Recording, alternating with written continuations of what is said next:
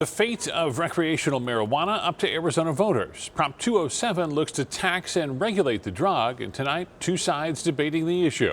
ABC 15's Cameron Polam laying out some of the pros and cons surrounding that ballot measure. Cameron? Steve, medical marijuana dispensaries like this one have been around for years. Many are expected to immediately apply for recreational sales if the vote passes. But as we've looked at latest polls, it could go either way. Marijuana has always been a complicated issue, legalized in some form in 35 states, but illegal according to federal law.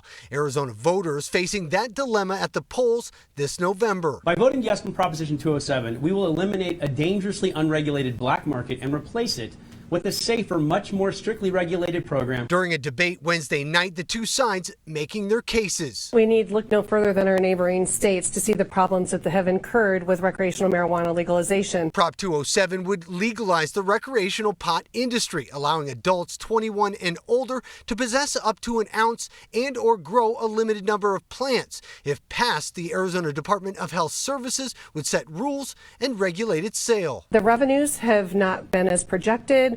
They have more impaired drivers, more teens are using. The CDC's most recent study shows that's not true. There's no increased usage amongst teens since we've been legalizing now for going on a decade across the country. Money raised from tax, licensing, and fees is expected to raise more than $160 million once fully established in the next 5 years. Funds that would be sliced up and allocated to critical needs across the state. That will create thousands of new jobs in communities across Arizona and generate hundreds of millions of dollars in new revenue for community colleges, public safety, roads, and public health programs. However, opponents say legalization would create more danger on our roadways. In Washington state, traffic fatalities involving drivers who tested positive for marijuana have doubled since they legalized. In Colorado, someone died every 3 days in 2018 in a traffic fatality involving a driver who tested positive for marijuana. This entire piece of legislation is aimed at allowing responsible adults who want to make their own choices to use this product in a safe manner that generates money for the state.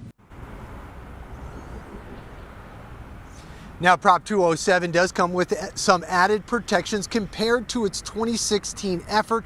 That includes prohibiting smoking in public areas, as well as restricting the sale of candy and gummy edibles to protect children. I'm Cameron Polam, ABC 15, Arizona.